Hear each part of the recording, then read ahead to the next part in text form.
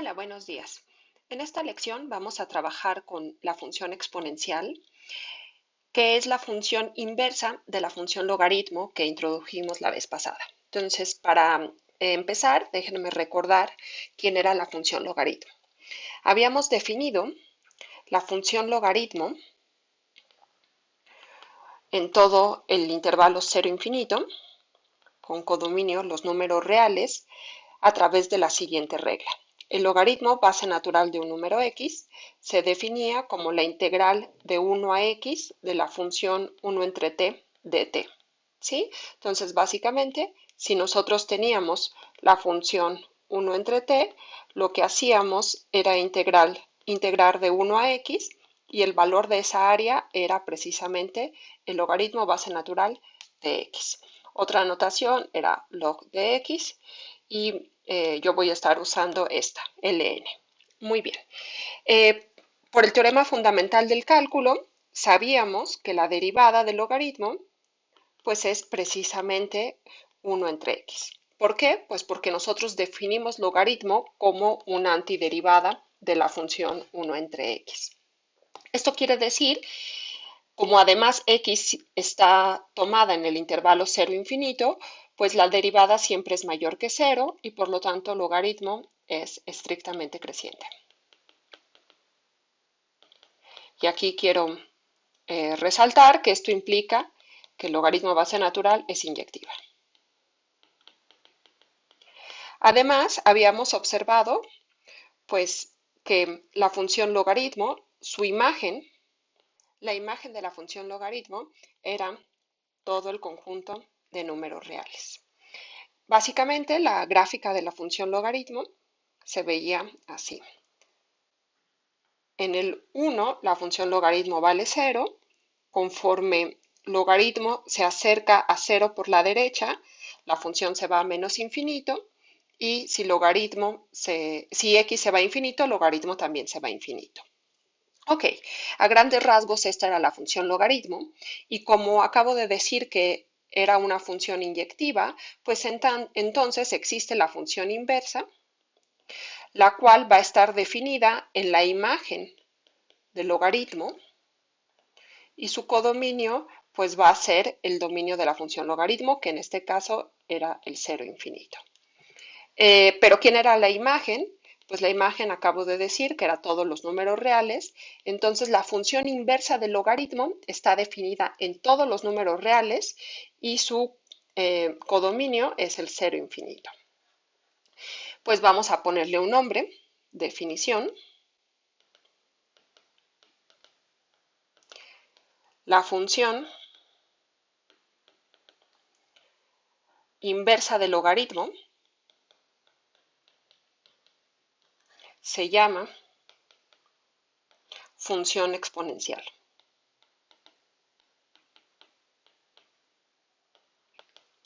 Y se denota por exp. Es decir,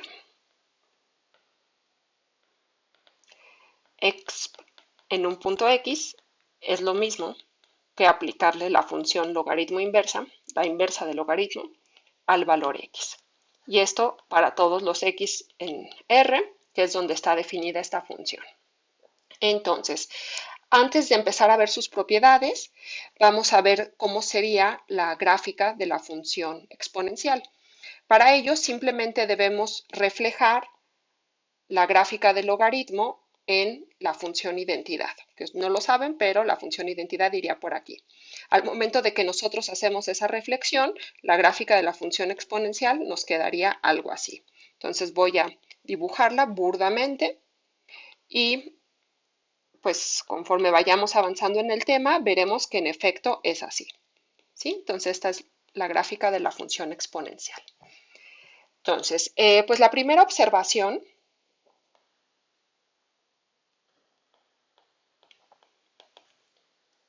es que la función exponencial siempre es mayor que 0 para todos x en R. ¿Eso de qué se deduce? Pues se deduce de quién era el codominio de la función logaritmo. Si logaritmo está definido en todo el 0 infinito, pues entonces la imagen de su función inversa va a ser el cero infinito, ¿sí? Eso quiere decir que para cualquier valor x que yo tome en los números reales, si yo le aplico la función exponencial, que es lo mismo que aplicarle la función logaritmo inversa, voy a caer en el intervalo cero infinito. Y por lo tanto, la función exponencial, es decir, logaritmo inverso de x, va a ser mayor que cero, porque vive en el intervalo cero infinito. Entonces, esa es la primera observación, muy simple. La segunda observación es que como logaritmo de 1 es igual a 0, entonces si yo le aplico la función inversa, es decir, la exponencial, pues es lo mismo que aplicarle la exponencial al logaritmo de 1, pero como la exponencial es la función, la inversa del logaritmo, pues es lo mismo que tener esta expresión, y aquí ya está claro que esta función inversa cancela la de acá y me queda simplemente 1. Por lo tanto, la función exponencial en 0 vale 1. Y esto en la gráfica, pues lo vemos claramente. La función exponencial en 0 debe valer 1, que eso también se deduce al momento en el que nosotros hicimos la reflexión. ¿Sí? Muy bien. Esas primeras dos observaciones las vamos a estar usando. Luego, el primer resultado importante es cuál es la derivada de esta función. Entonces vamos a verlo como un teorema. Y dice, para cualquier x en R, la derivada de la función exponencial es la función exponencial. Pues vamos a demostrarlo. Entonces, observemos que como la derivada del logaritmo es 1 entre x que es mayor que 0 para todos los x en 0 infinito, pues en particular la derivada del logaritmo es distinto de 0. Y por lo tanto podemos aplicar el teorema de la función inversa. ¿Esto qué nos dice? Pues esto nos dice en particular que el logaritmo a la menos 1 es derivable, es decir, la función exponencial es derivable, y además la derivada la podemos calcular con la regla de la función inversa. ¿Qué significa eso? Pues que la derivada de la función exponencial en un punto va a ser igual a 1 entre la derivada de la inversa de la función exponencial, lo voy a poner así, consideramos la inversa de la función exponencial y la derivamos, y esto lo evaluamos en la función exponencial. Esto de aquí es simplemente la regla de la función inversa aplicada a este caso particular. Entonces, primero, ¿quién es la inversa de la función exponencial? Pues a ver, si la exponencial es la inversa de la función logaritmo, la inversa de la función exponencial va a tener que ser la función logaritmo. Entonces, esto de aquí no es otra cosa más que 1 entre la derivada de la función logaritmo evaluada en la función exponencial. ¿Y quién era la derivada de la función logaritmo? Pues recordemos que la derivada del logaritmo en un valor es 1 entre ese valor. Entonces esto es igual a 1 entre el valor, que en este caso es la exponencial en x. ¿Sí? Entonces este de aquí es precisamente la derivada del logaritmo, que es igual a la derivada de la inversa de la exponencial. Y luego, por la regla del sándwich, esto es igual, a la exponencial en x. Y por lo tanto concluimos que la derivada de la exponencial es la exponencial, y ya con eso acabamos este teorema. ¿Sí? Entonces, al derivar la función exponencial, obtenemos la función exponencial. Y esto da pie al siguiente corolario, que dice que la integral indefinida de la función exponencial es igual a la función exponencial más una constante.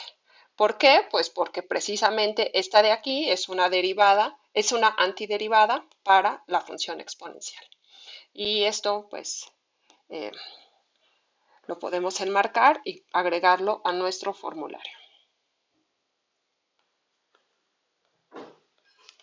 Bien. El siguiente corolario es que como la derivada de la función exponencial es la función exponencial, la cual ya sabemos que es mayor que cero, entonces la función exponencial es estrictamente creciente.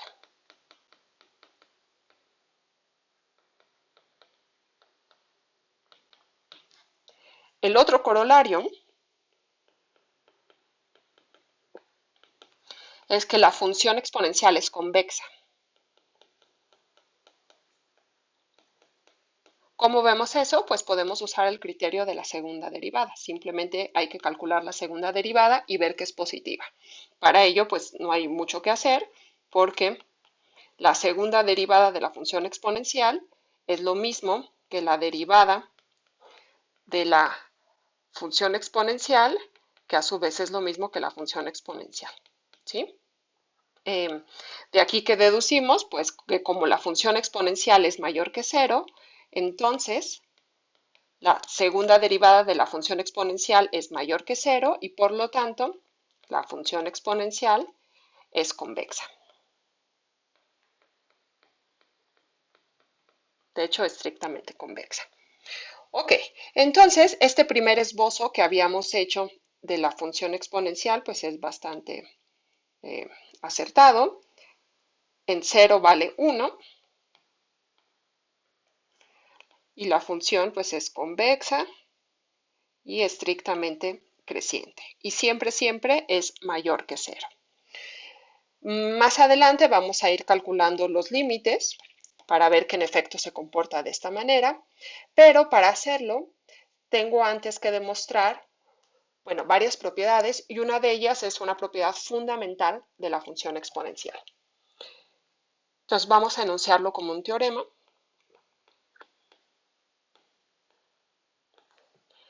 El cual va a decir que para cualquier par de valores x y y en los números reales, se cumple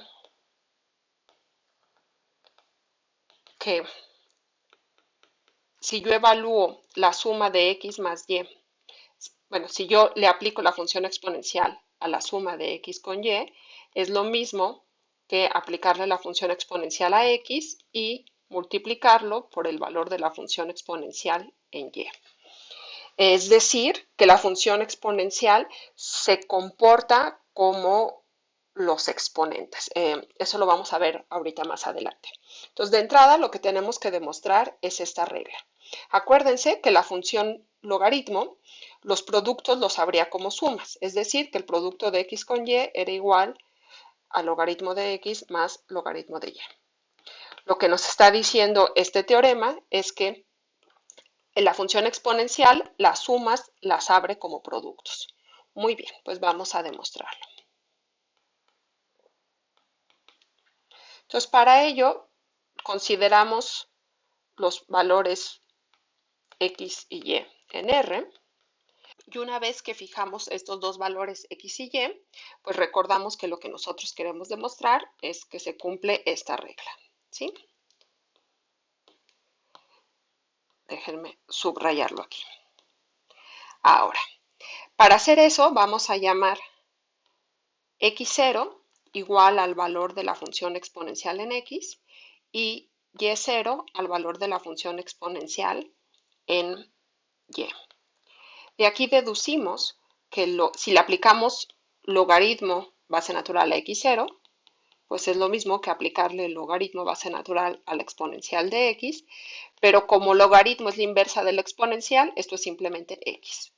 Y lo mismo va a pasar aquí. El logaritmo de y0 va a ser igual al logaritmo de la exponencial en y, que es igual a y. Entonces me quedo con estas observaciones. Muy bien. Ahora, pues simplemente observamos que x más y es igual a logaritmo de x0 más logaritmo de y0.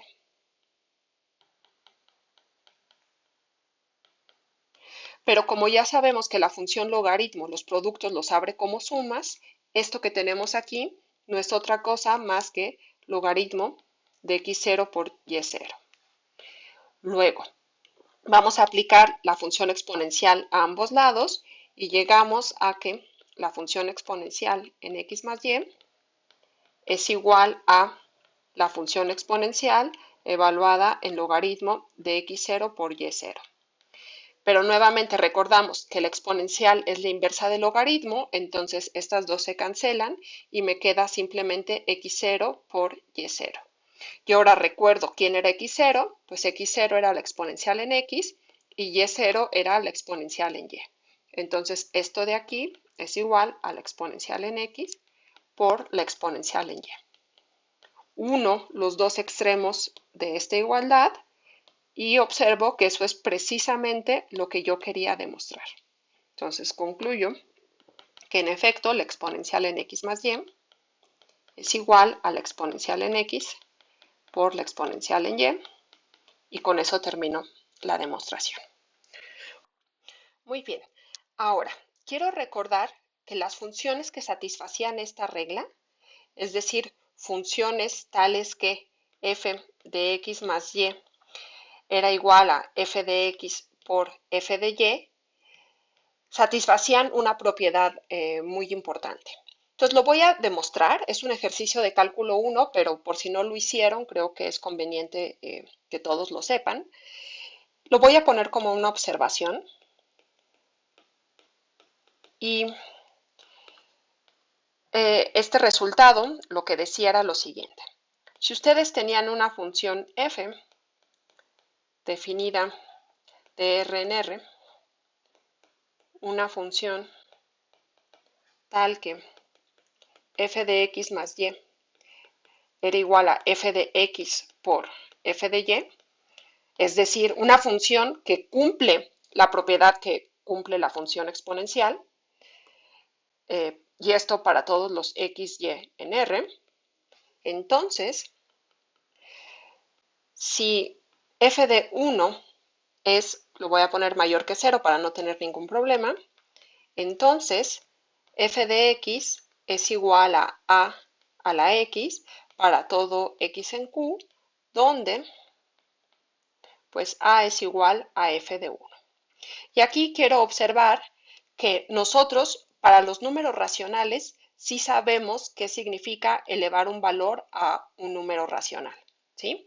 Entonces, lo que está diciendo esta observación, que es un ejercicio de cálculo 1, es que las funciones que abren las sumas como productos, en los racionales se comportan como elevar al racional. Entonces vamos a demostrarlo. Bueno, si ya lo hicieron y saben cómo se hace, pueden saltarse esta parte de aquí, pero para aquellos que no, sí es importante que sepan cómo se hace. Entonces, la demostración se hace por pasos y lo vamos a ir demostrando primero para el cero, luego para los naturales, luego para los enteros y hasta el último para todos los racionales. Entonces, el paso 1, pues es ver que esta función cumple la propiedad en cero, es decir, que f de 0 es igual a f de 1 a la 0. Muy bien.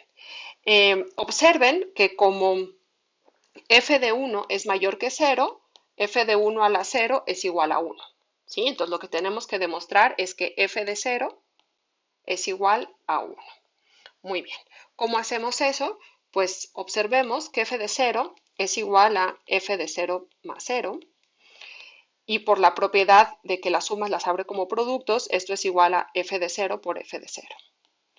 Pasamos este producto restando, bueno, de hecho antes de pasarlo lo podemos escribir como f de 0 al cuadrado.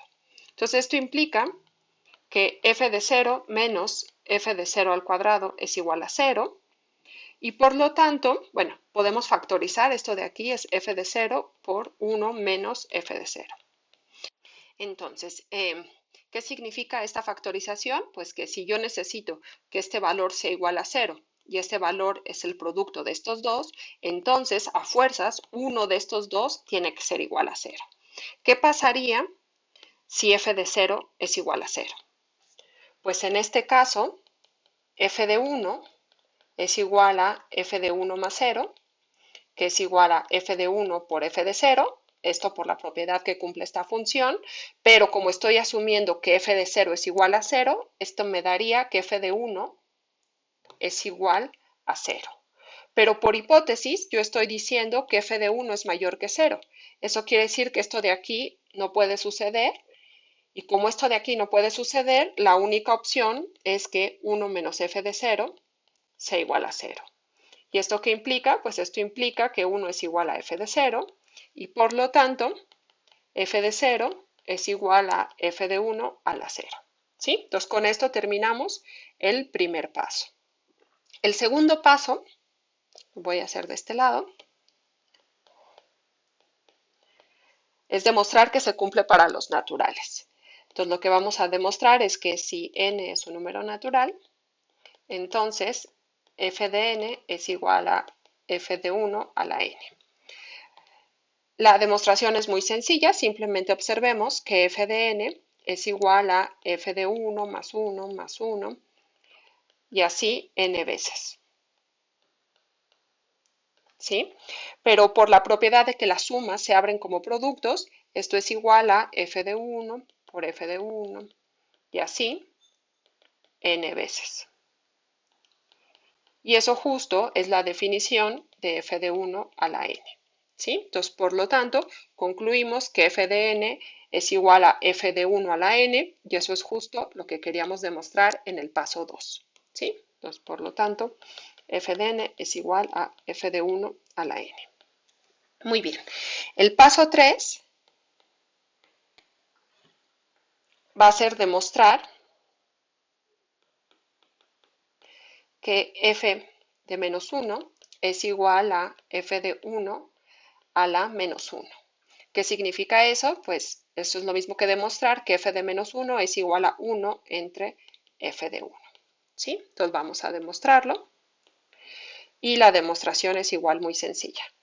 Pues ya sabemos que 1 es igual a f de 0. Y 0 es igual a 1 más menos 1. Eso quiere decir que 1 es igual a f de 1 más menos 1, pero como la función las sumas las abre como productos, esto es lo mismo que f de 1 por f de menos 1. Ahora, como f de 1 es distinto de 0, yo lo puedo pasar dividiendo y concluir que f de menos 1 es igual a 1 entre f de 1, que es igual a f de 1 a la menos 1, que es justo lo que yo quería demostrar. ¿Sí? Entonces también el paso 3 se cumple. Muy bien. El paso 4 es, lo voy a poner de esta forma, si n está en los naturales, entonces f de menos n es igual a f de 1 a la menos n. Bueno, esto es lo que yo quiero demostrar. ¿Cómo se demuestra eso? Pues igual, muy sencillo. Observen que f de menos n es igual a f de menos 1, menos 1, menos 1, y así n veces. Es decir, estoy sumando n veces menos 1. Como la función las sumas las abre como productos, esto es igual a f de menos 1 por f de menos 1 por, y así nos vamos, n veces. Y esto de aquí es justo la definición de f de menos 1 a la n. Pero además yo ya sé que f de menos 1 es igual a f de 1 a la menos 1. Entonces esto de aquí es f de 1 a la menos 1 todo a la n. Y como yo ya sé cómo se comportan los exponentes cuando son números enteros, pues entonces esto de aquí es igual a f de 1 a la menos 1 por n, es decir, a la menos n. Por lo tanto, concluyo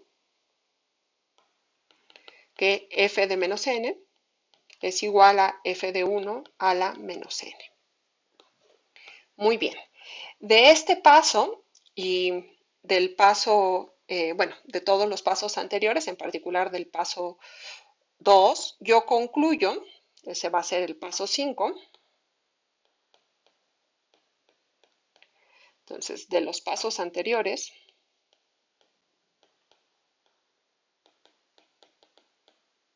concluimos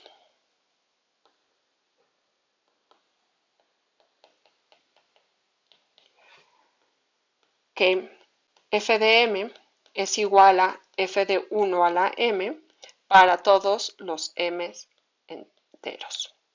Muy bien. Para terminar, pues vamos a ver qué pasa con los racionales. Entonces, el paso 6 va a ser demostrar que f de 1 entre n es igual a f de 1 a la 1 entre n. Y aquí es donde se vuelve importante que f de 1 no solo sea distinto de 0, sino también mayor que 0. ¿Por qué? Pues porque podría pasar, si f de 1 fuera negativo, que no estuviera definido, por ejemplo, f de 1 a la 1 medio, ¿no? Sabemos que las raíces cuadradas en los valores reales solo existen para números no negativos. Ok, entonces esto es lo que queremos demostrar en el paso 6. Y la demostración es muy similar a todas las técnicas que hemos estado haciendo. Para ello simplemente observemos que f de 1 es igual a f de 1 entre n más 1 entre n más hasta 1 entre n. Y esto es igual a f de 1 entre n por f de 1 entre n. Y así hasta f de 1 entre n veces. ¿Sí? Entonces, pues esto implica, bueno, esto de aquí es igual a f de 1 entre n a la n, y ahora sí sacamos raíz enésima de ambos lados, raíz enésima de ambos lados, y concluimos que f de 1 a la 1 entre n es igual a f de 1 entre n a la 1 entre n, que no es otra cosa más que f de 1 entre n. ¿Sí? Por lo tanto, f de 1 entre n es igual a f de 1 a la 1 entre n. ¿Sí? Y esto es lo que queríamos demostrar en el paso 6. Para terminar, simplemente veamos que esto sucede con todos los números racionales. Entonces lo voy a poner paso 7. Si m es un entero y n es un número natural, aquí pues n distinto de 0, entonces f de m entre n es igual a f de 1 a la m entre n. ¿Sí? Es lo que quiero demostrar. ¿Cómo demuestro esto de aquí? Pues ya se deduce de las propiedades anteriores. Observen que f de m entre n es igual a f de 1 entre n más 1 entre n más hasta 1 entre n m veces. Y esto por la propiedad fundamental que cumple esta función es lo mismo que f de 1 entre n, voy a hacer un poquito hacia acá, f de 1 entre n por f de 1 entre n por, y así nos vamos m veces. Y esto no es otra cosa más que, lo voy a escribir del otro lado, es igual a f de 1 entre n a la m. ¿Sí?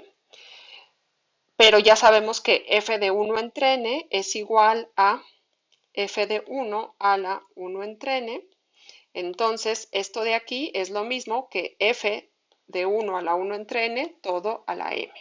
Y como ya sabemos cómo se comportan los exponentes cuando son números racionales, esto es igual a f de 1 a la m entre n. Por lo tanto, f de m entre n es igual a f de 1 a la m entre n. Y con esto hemos demostrado que f de x es igual a f de 1 a la x para todos los x racionales. Muy bien. Ok. ¿Qué significa esto? Pues regresamos a donde nosotros estábamos. Nosotros estábamos en que la función exponencial cumple esta propiedad, que la exponencial de x más y es igual a la exponencial en x por la exponencial en y. Entonces, pues la observación importante es que de la observación anterior, se deduce, mejor lo voy a poner como un corolario porque es importante,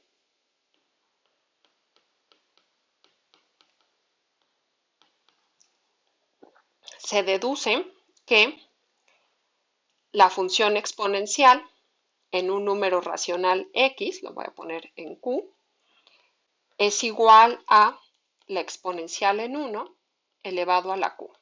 Esto para todo q racional, ¿sí? Entonces, pues esto enmárquenlo, es importante. Y aquí, pues suceden dos cosas.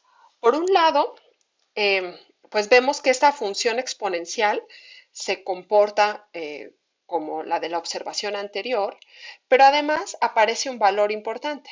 ¿Quién es la exponencial en 1? Entonces, pues ese es un valor que va a tener un nombre y vamos a definirlo. Entonces, definición.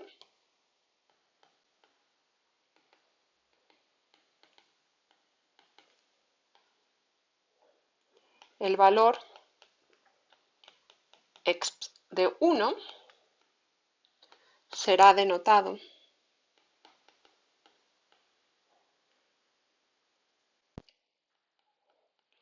por la letra E, es decir, E denota el valor de la función exponencial en 1 y se llama, bueno, tiene varios nombres, los más famosos son el número de Euler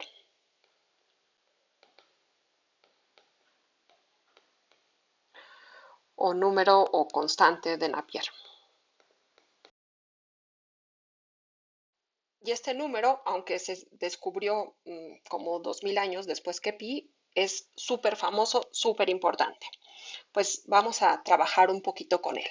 Entonces, primero vamos a ver qué quiere decir esto de que este número es igual a la exponencial en 1. Pues para ello, observemos que si e es igual a la exponencial en 1, entonces el logaritmo base natural de e es igual al logaritmo base natural de la exponencial en 1, pero como logaritmo y exponencial son inversas una de otra, esto es lo mismo que 1, ¿sí? Entonces, por lo tanto, 1 es igual al logaritmo de. ¿Pero qué era el logaritmo de e? Esto es lo mismo que integrar de 1 a e la función 1 entre t de t. Entonces, geométricamente, lo que nos está diciendo esta expresión es que el valor e se obtiene cuando yo encuentro el único punto real, el único número real, tal que si yo integro la función 1 entre t de 1 a dicho valor, obtengo una región de área exactamente 1. ¿Sí? O sea, el área de esta región es 1, si solo si hasta donde yo estoy integrando es el número e. Muy bien, entonces esta es la primera interpretación geométrica y en particular de aquí deducimos que como 1 es un valor positivo, pues evidentemente e tiene que ser mayor que 1. ¿Sí? Para aproximar un poquito más el valor de e, uno puede hacer algunos cálculos, pues algunos cálculos muy sencillos. Por ejemplo, ¿qué pasa? Voy a demostrar, lo voy a poner como una observación. Voy a demostrar que e es mayor que 2. ¿Cómo se hace eso? Pues voy a observar que la integral de 1 a 2, este de aquí es logaritmo de 2, de la función 1 entre t, pues es menor o igual que cualquier suma superior de la función 1 entre t respecto a cualquier partición. En particular, si yo considero la partición formada por el 1, el 3 medios y el 2, es decir, algo así. Por aquí está el 1, por aquí está el 3 medios, por aquí está el 2. Pues entonces la suma, la suma superior respecto a esta partición se vería algo así, ¿sí? Y el área de estos rectangulitos conforma la suma superior, la cual va a ser mayor o igual que el logaritmo de 2. Ahora, ¿cuánto es esta suma superior? Entonces observen que aquí el supremo de la función 1 entre t en este intervalo, como 1 entre t es decreciente, se alcanza aquí. Entonces este de aquí sería, bueno, el primer supremo, y lo mismo en el segundo intervalo, el supremo se alcanza justo en 3 medios. ¿Sí? Entonces los supremos se alcanzan aquí. En este intervalo sería 1 entre 1, que es igual a 1, y en este intervalo sería 1 entre 3 medios, que sería igual a 2 tercios. Por lo tanto, esta suma superior va a ser igual a 1 entre 1, es decir, 1 por la longitud de este intervalo, que es 3 medios menos 1, es decir, 1 medio, más el supremo en este intervalo, que ya dije que era 2 tercios, por la longitud de este intervalo, que es 2 menos 3 medios, que vuelve a ser 1 medio. Resuelvo y esto me queda 1 medio más 2 sextos. Saco como un denominador y esto es igual a 3 más 2 sextos, igual a 5 sextos menor que 1. ¿Qué concluyo? Que el logaritmo de 2 es menor que 1, pero 1 es exactamente el logaritmo del número e. Y como la función logaritmo es estrictamente creciente, pues esto solamente puede suceder si 2 es estrictamente menor que e.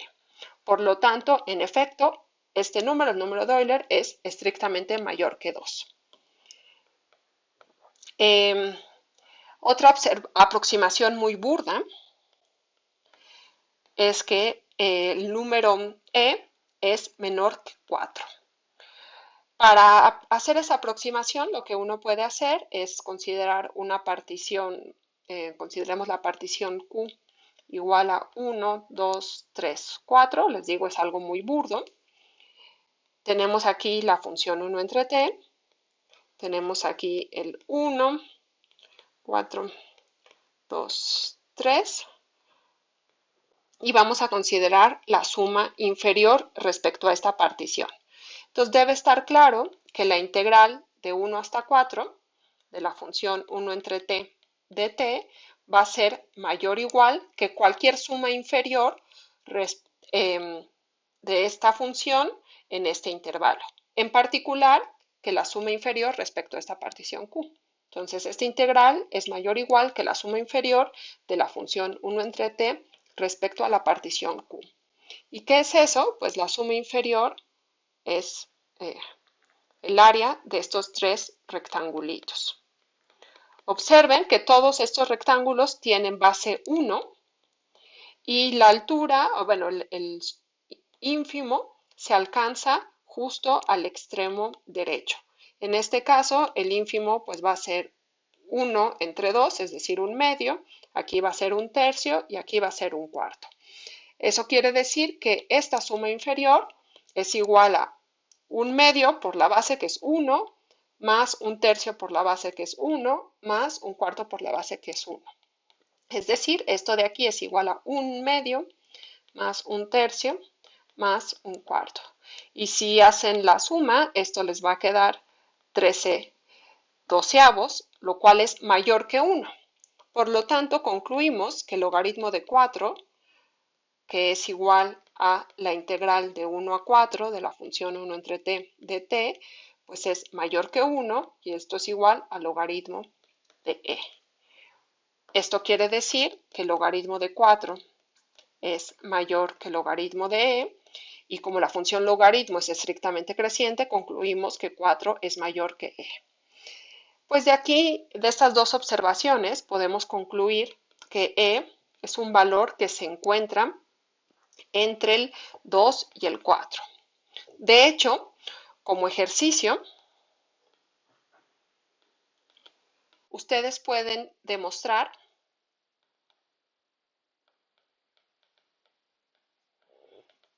que 3 es estrictamente mayor que e. Y para ello, lo que pueden hacer es simplemente calcular, bueno, observar que la integral de 1 a 3, es decir, logaritmo de 3, de la función 1 entre t, es mayor o igual que cualquier suma inferior y entonces en particular demuestren que la suma inferior de esta función respecto a la partición P dada por 1, 5 cuartos, 3 medios, 7 cuartos, 9 cuartos, 5 medios, 11 cuartos, 3. Calculen cuánto sería este valor y bueno, si lo hacen les va a quedar que es aproximadamente 1.0198 no sé cuánto, pero como sea es mayor que 1, que es igual al logaritmo de e. ¿Sí? Y de aquí, usando las observaciones que hicimos hace ratito, pues concluyen que 3 es estrictamente mayor que 2. Entonces los dejo como un ejercicio, es simplemente expresar y calcular quién sería esta suma inferior respecto a esta partición. Muy bien. De hecho, pues así como nota, el valor E es aproximadamente 2.71828 y bueno, y así se sigue. De hecho, es un número irracional y más adelante, cuando lleguemos a polinomios de Taylor, vamos a poder encontrar un método para dar aproximaciones tan precisas como nosotros queramos. Muy bien. Entonces, pues ya sabemos quién es E, sabemos que es un número entre 2 y 3 y además sabemos, ya para terminar, sabemos que la función exponencial en cualquier número racional es igual a la exponencial de 1 elevado a ese número racional, pero la exponencial en 1 es el número de Euler y por lo tanto concluimos que la función exponencial en cualquier número racional es igual a e a la q. ¿Sí? De aquí vamos a definir, y esto es simplemente como una definición, recuerden que nosotros iniciamos el estudio de la función logaritmo buscando una función que me permitiera, digamos, generalizar cuánto sería a la x. Sabemos cuánto es a la x cuando x es un número racional y a es mayor que 0, pero si x es un número irracional, por ejemplo, pi o raíz de 2, nosotros no sabemos cuánto es a la pi. ¿Sí? Entonces, lo que vamos a hacer es definir, digamos, en general no sabemos cuánto es a la x, pero vamos a definir cuánto es e a la x. Entonces, esto es una definición y lo vamos a poner así. Para cualquier valor real, definimos e a la x como el valor de la función exponencial en x. De esta definición, quiero observar que definir e a la x de esta manera se va a comportar muy bien con los exponentes. ¿Sí? Vamos a tener, entonces lo voy a poner aquí como una observación, e a la x más y, pues es igual a la exponencial en x más y, que ya sabemos que es igual a la exponencial en x por la exponencial en y, pero acabamos de definir estos dos valores precisamente como e a la x por e a la y. Eso quiere decir que e a la x más y es igual a e a la x por e a la y, ya no únicamente para números racionales, sino para todos los números reales. ¿Sí? Muy bien. Con esta observación termino este video y lo que vamos a hacer en la siguiente lección es generalizar la definición de e a la x para llegar a una definición adecuada de cuánto sería a la x para cualquier valor a mayor que 0. Eso lo haremos en la siguiente y con esto terminamos este video. Cuídense y nos vemos en el siguiente video.